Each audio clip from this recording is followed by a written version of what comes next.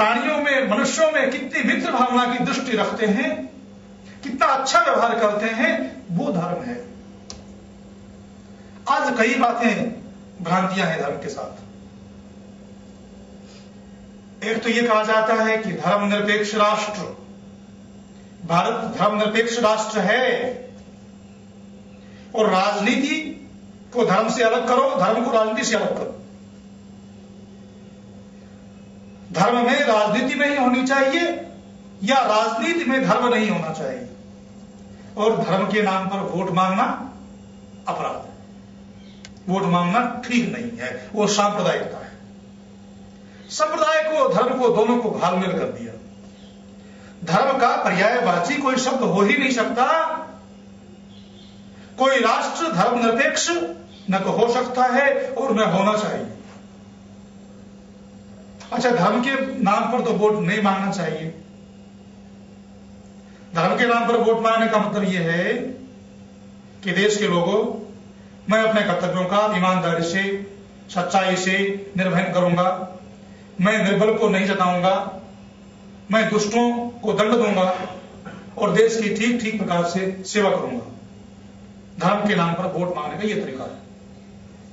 और आप कहते हैं कि धर्म के नाम पर वोट मत मांगो, तो ये कहें कि मैं निर्बलों को सताऊंगा, देश पर अत्याचार करूंगा, मैं अपने कर्तव्यों का निर्वहन सच्चाई से, ईमानदारी से बिल्कुल नहीं करूंगा और नए नए अलग अलग तरह के घोटाले करूंगा,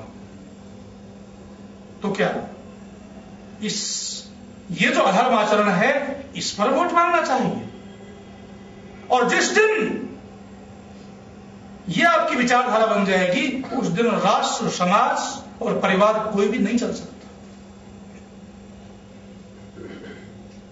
धर्म को संप्रदाय के साथ जोड़ दिया है, धर्म को और संप्रदाय को पर्यायवाची मान लिया गया है। इस भ्रांति से ये भूल हो रही है। वस्तुतः तो राजनीति में धर्म आवश्यक है। जिस दिन राजनीति से धर्म निकल जाएगा, शासन से धर्म निकल जाएगा, उस दिन सारी अव्यवस्थाएं हो जाएंगी, सारा राष्ट्र अस्त व्यस्त हो जाएगा, सारे राष्ट्र में, समाज में अराजकता फैल जाएगी। परिवार की एकजुटता के लिए, समाज की एकजुटता के लिए, राष्ट्र की एकजुटता के लिए धर्म अनिवार्य सत्य है।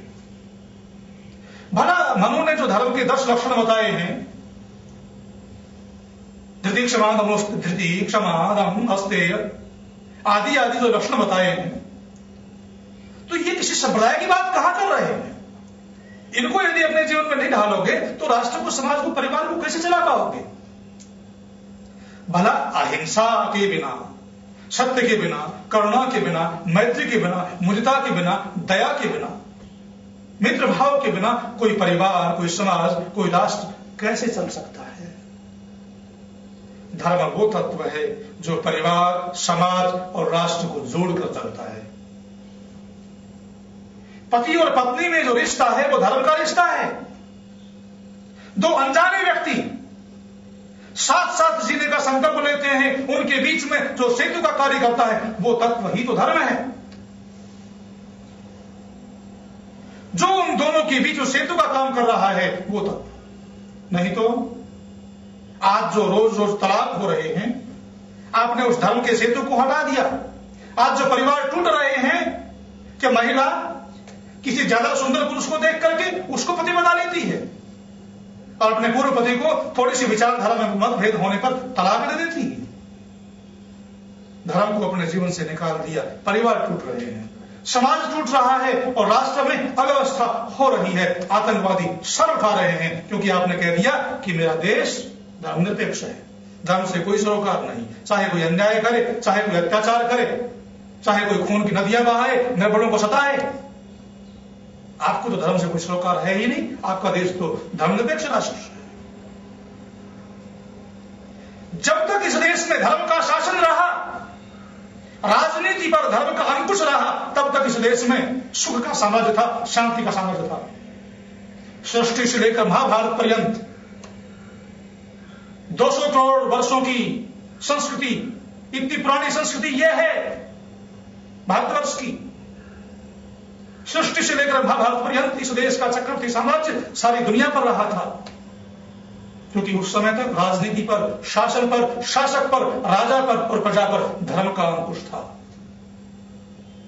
इसी कारण से रामायण में आता है कि उस समय कोई भी भूखा नहीं होता था, कभी अकाल नहीं पड़ता था, समय पर बरसात होती थी, कोई भी असमय में मरता नहीं था, असमय में बूढ़ा नहीं होता था, क्योंकि सब अपने अपने कर्तव्यों का निष्ठा से निर्वहन करते थे, अपने अपने कर्तव्यों का आचरण करते थे।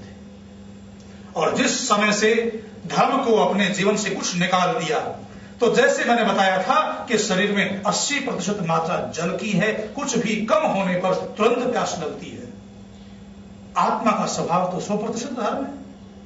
इस आत्मा के 100% स्वभाव में से हमने धर्म को निकाल दिया, इसीलिए आज देश में, समाज में और परिवार में अव्यवस्था है। परिवार टूट रहे हैं, समाज टूट रहा है और देश टूट चुका है और भी टूटने की कगार पर है। अखंड भारत कितना था, क्योंकि आपका देश धर्मनिरपेक्ष राष्ट्र है। धर्म से कोई सरोकार नहीं, सच्चाई से, ईमानदारी से कोई सरोकार नहीं, जबकि सत्य तो यह है कि यह धरती, यह राष्ट्र सत्य के आधार पर, धर्म के आधार पर ही टिका हुआ है।